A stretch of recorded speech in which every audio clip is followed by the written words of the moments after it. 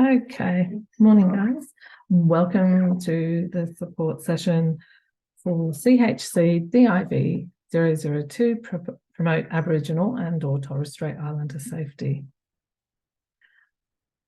My name is Sarah and I've recently joined the Sci-Fi team. I'll be running support sessions each week for each assessment task, and then the following weeks we'll possibly have some drop-in sessions for extra support if any students need any extra support with the assessment tasks. Okay.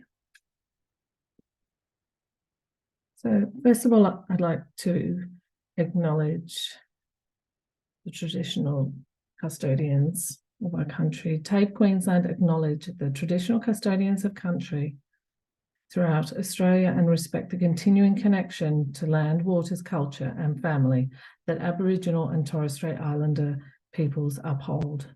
We pay respect to elders past, present and future. We recognise that teaching and learning has taken place on country for over 60,000 years, and two-way learning is an important part of our reconciliation journey.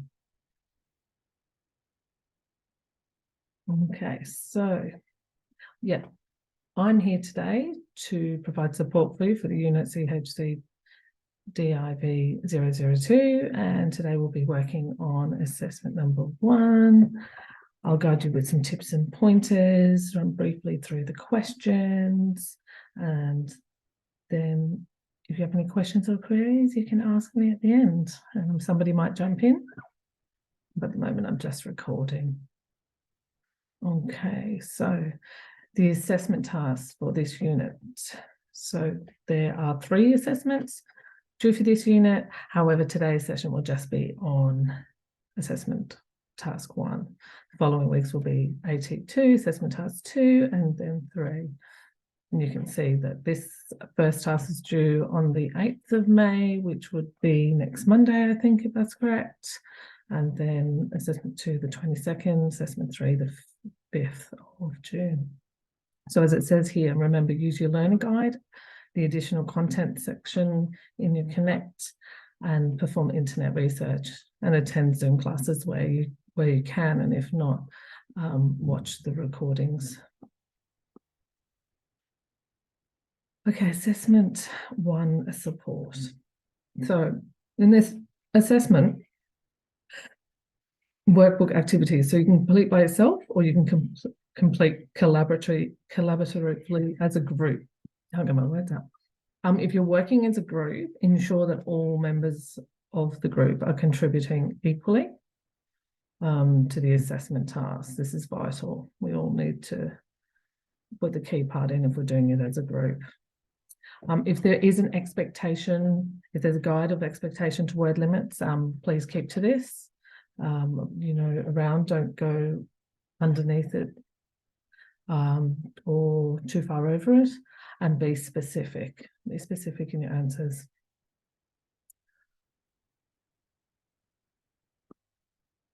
Okay, so you want to analyse in this assessment, analyse and apply critical thinking skills. Use, mentioned before, use your learner guide and research on the internet, and expand your answers with examples if required. If it states, if there's like 2 parts to the question, make sure you read the question. First part, you might say identify and then explain the impact. So make sure you're answering those 2 parts to the question. Your answers must show an understanding of the impacts of cultural factors on service delivery when working with Indigenous clients. So it's important that you do expand on this. So, okay, I'll run through the questions. I think there's quite a few in this one. So, identify and discuss 5 effects of European colonisation. So 100 words. This can all be in sentence form, bullet points. Yeah, so just identify it and then how did it, what was the impact? 2, in your own words, describe the historical significance. Okay, so there's 2 cases here, the Maralinga and the Mabo case, 100 words per case. So just have a read through each one, and then in your own words, describe the historical significance of these cases. Okay. 3, defines culture shock and provide 3 examples of how it impacts. Again, define culture shock, the shock, what's happened as a result, like what culture shock has happened as for the Aboriginal and Torres Strait Islander people, having their culture taken away or just, disrespected. What have been, how has this impacted them? Number 4, identify and discuss 3 examples of diversity that exist within Aboriginal and Torres Strait Islander communities. So that will be in your learner guide or research, what have they got? What's some diversity that exists specifically in those communities? 5, all communities have foundational beliefs. Describe at least 2. So 2 beliefs held by either Aboriginal or Torres Strait Islander communities. You can research a specific mob if you would like, 200 words. So use the table below and just make sure you cover the 2 foundational beliefs for either one. So to provide you number 2. So what is it meant by cultural realities, and how does this knowledge assist you to work with Aboriginal or Torres Strait Islanders? So I guess you want to get the terminology. What does cultural reality refer to? And then how does this, knowing this, how does it assist you to work with these communities, with these people? 2, you've already looked at the concept of cultural safety. Okay, what policies and procedures within a service might be used? So 2 examples of policies and procedures to support cultural safety of service users. So there's quite a few of those. You should be able to, if you're not in the workplace now, you'll be able to research and find that on the internet. Describe following concepts and give an example. So these concepts are here: mutual respect, tolerance of diversity, shared understanding of cultural safety. So use the table below and demonstrate how each of these concepts, how you might demonstrate them in the workplace. Okay, so just there's a table there, paragraph, few sentences, some dot points, like make sure you answer all of the questions for each 3. The activity, this again, individually or in a group, and I can't specify the importance of, if you're in a group, to share the work, share the load. It's important for all of us. Sometimes, it can be hard to do that, but it's also good learning to be able to work together and collaboratively. So this one is to assess the TAFE policy, Queensland or your organisation's policy in relation to cultural safety, and then answer the question. To depend, this will be subjective, 200 words. Is full effectively, are we practicing cultural safety? If we are, what areas are we? If we're not, where can we do better? That kind of thing. So so should the 4 principles of cultural safety as identified in the learner guide, your answers should tie in with those. Okay. Complete. If you were working in a remote community, how would you learn about traditional protocols and customs? So a couple of answers on this. Just sentence form would be great. Okay, give 3 examples of strategies. So strategies that you can use in delivering a program within a community to ensure cultural safety and like a comfortable environment for Aboriginal and Torres Strait Islander people. Okay, so 3 and expand. So a good paragraph for each one, a few sentences. Outline 3 strategies that can be used effectively to accommodate cultural differences in the workplace. Okay, there's quite a lot of those. should be able to, even if you look in the learner guide or look around your, social circles or in your own workplace, you should be able to come up quite easily with 3 strategies to effectively accommodate cultural differences. No, here, 7. Okay, read the section Communicating Effectively with Aboriginal and Torres Strait Islander People on the Queensland Health site. The link is there. Summarise in 150 words some key learnings you took from the reading. Okay. Then 2, list 3 ways Aboriginal and Torres Strait Islander workers or colleagues are a great resource to support effective communication. That should be easy enough for you to answer. If you have any questions along the way after watching this video, please don't hesitate to reach out via the email, the Sci-Fi email inbox.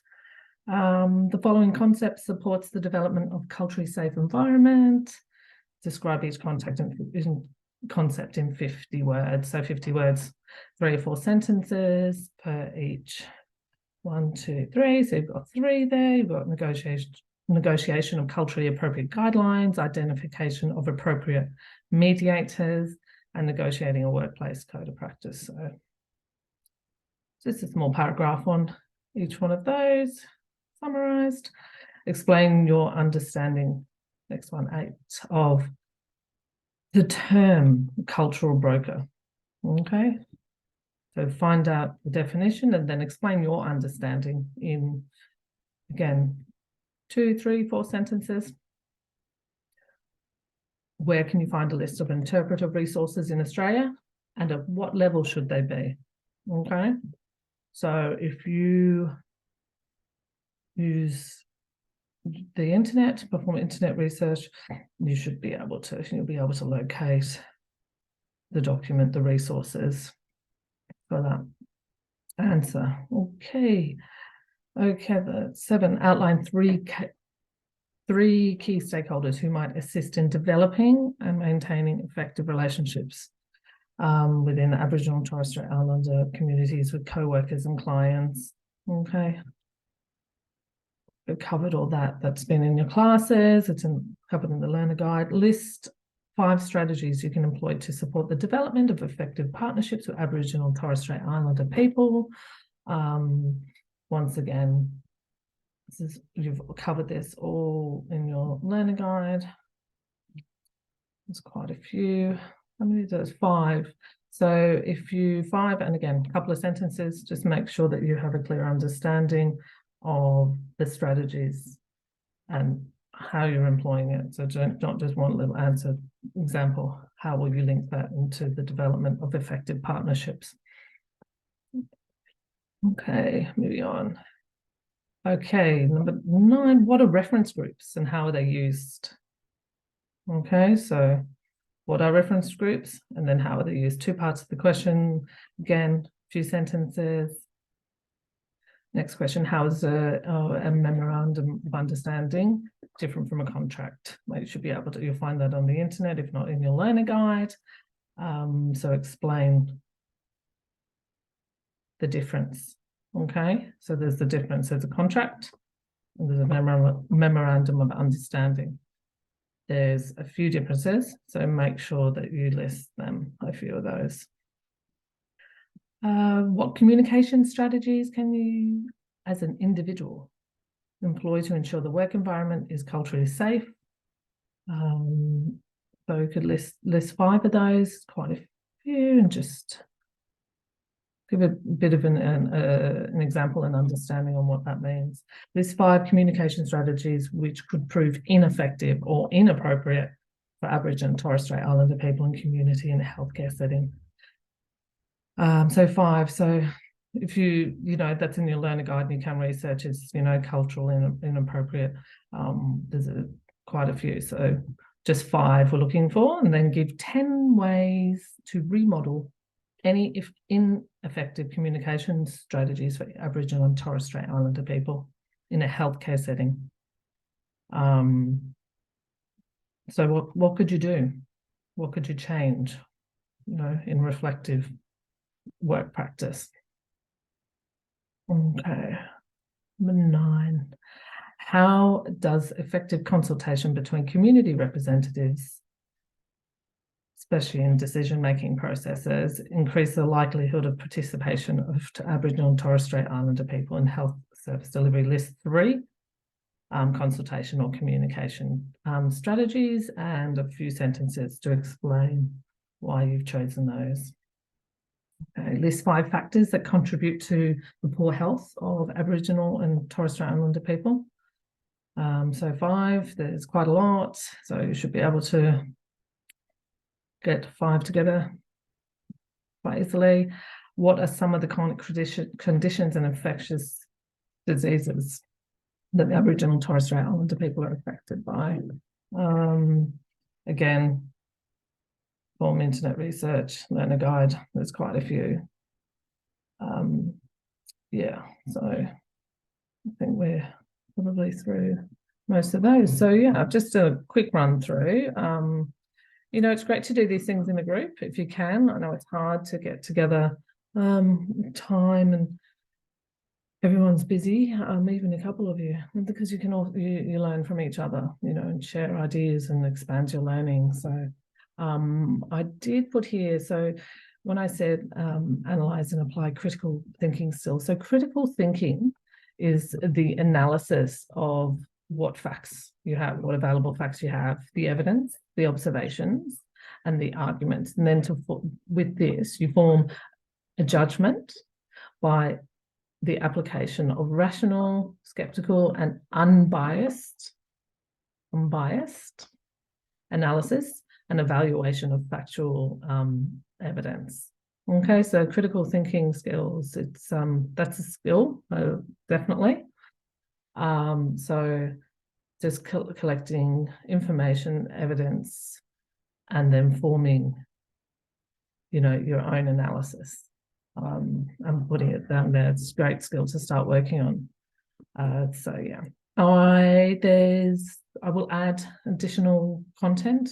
It's just a Word document on different ways to apply cultural competency in the workplace. I found it interesting to read through.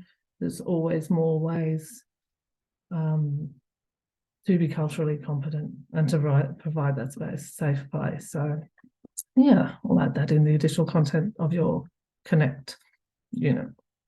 All right, we'll just go through. So to due dates, I'll just go through some important things. Follow your due dates there in Connect and on the units page and on the right-hand side in your calendar.